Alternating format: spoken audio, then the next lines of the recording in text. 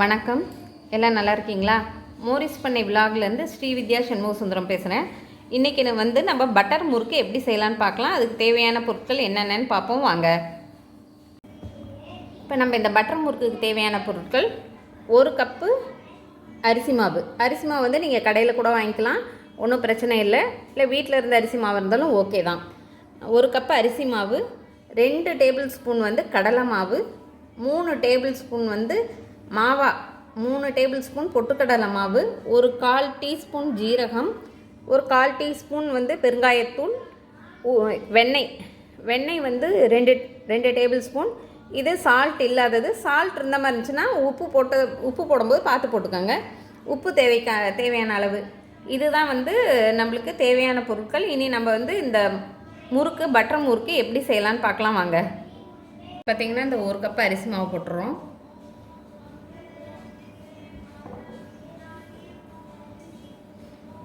இது பொட்டுக்கடலை மாவு 3 ஸ்பூனு, இது 2 ஸ்பூன் கடலை மாவு,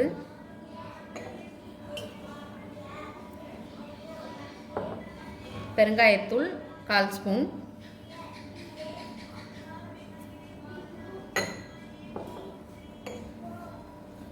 கால் ஸ்பூன் வந்து ஜீரகம்,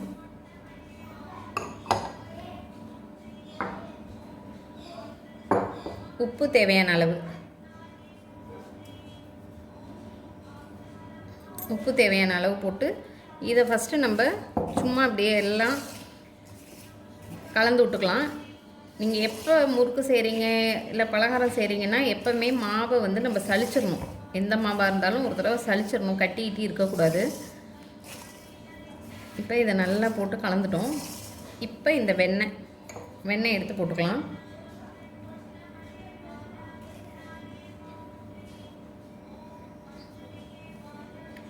இந்த 2 ஸ்பூன் வெண்ணெய் இதையும் போட்டு நம்ம நல்லா பிசைஞ்சுக்கணும். இதில் தண்ணி ஊற்றுறதுக்கு முன்னாடி இதெல்லாம் போட்டு கலந்துடணும். நான் கலந்துட்டு காமிக்கிறேன் பாருங்கள். அப்படி பிடிச்சோன்னா அதை நிற்கணும். இதுதான் வெண்ணெய் போடுறதோட பதம். இப்போ நம்ம கொஞ்சமாக தண்ணி ஊற்றி நல்லா பிசைஞ்சிடலாம். சப்பாத்தி மாவு பதத்துக்கு நல்லா பிசைஞ்சிடலாம். இப்போ கொஞ்சமாக தண்ணி ஊற்றி பிசைஞ்சுக்கணும். நம்ம கொஞ்சம் கொஞ்சமாக தண்ணி ஊற்றி நல்லா சப்பாத்தி மாவு பதத்துக்கு பிசைஞ்சுக்கணும். தண்ணி தெளித்து பிசைங்க, அப்போ தான் வந்து நம்மளுக்கு கரெக்டாக இருக்கும். பதம் கரெக்டாக இருக்குது. இது அவ்வளோதான். இது ஒரு 5 நிமிஷம் இப்படியே இருக்கட்டும். பாருங்கள், மாவு இந்த அளவுக்கு இருக்குது பாருங்கள். இப்போ வந்து நம்ம முறுக்கு புழிஞ்சிடலாம். ஒத்த அச்சுலன்னா நம்ம இப்போ புளிய போகிறோம். நம்ம இப்போ எண்ணெய் நல்லா சுட்டுருச்சான்னு நம்ம பார்ப்போம். இந்த மாவு நம்ம போட்டோன்னா டக்குன்னு மேலே எலும்பி வரணும். பாருங்கள், மேலே வந்துருச்சு. இப்போ நம்ம புழிஞ்சிடலாம். ஓகேங்களா? இது என்ன ஒரு அட்வான்டேஜ்னால், பிகினர்ஸ் எல்லாம் நம்ம வந்து இதில் இது பண்ணிடலாம். ஏன்னா இது முறுக்கு இப்படி தான் நம்ம ஸ்லோவாக பண்ணோன்னா இந்த மாதிரி வந்துடும். உடஞ்சிருச்சுன்னு நம்ம கவலைப்பட தேவையே இல்லை. ஏன்னா நம்மளே இது இப்படி லைட்டாக ஸ்லோவாக சுற்றினா இந்த மாதிரி வரும். இப்போ பாருங்கள், அப்படியே கலந்து விட்டுக்கலாம். கொஞ்சம் பொறுப்பு அடங்கிடுச்சு. அப்படியே கலந்து விட்டுட்டு நல்லா இந்த பொறுப்பு அடங்கினோன்னு எடுத்துடலாம்.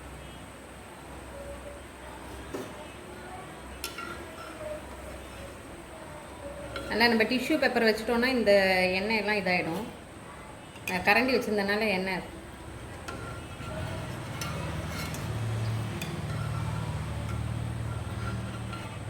நம்ம கடையில் வாங்குற மாதிரியே இருக்கும். அப்படியே டேஸ்ட் அருமையாக இருக்கும்.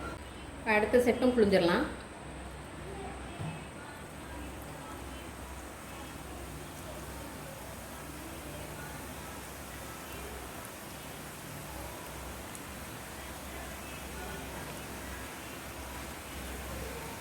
அப்படியே நிப்பாட்டிட்டிங்கன்னா அதுவே வந்து கட்டாயிடும். நம்ம கட் பண்ண தேவையில்லை. நம்ம சுற்றுறதை நிப்பாட்டிட்டா அதுவே அப்படியே கட்டாயி விழுந்துடும்.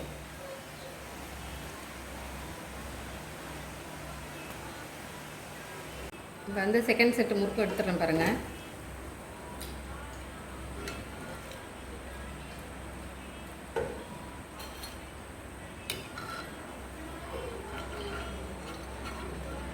இப்போ பாருங்கள் முறுக்கு முடிச்சாச்சு. நல்லா வந்திருக்கு, நல்லா கிறிஸ்பியாகவும் இருக்குது. இது பாருங்களேன், நல்லா எப்படி சாஃப்டாக இதாகுது பாருங்கள், நல்லா கரகரப்பாக இருக்குது.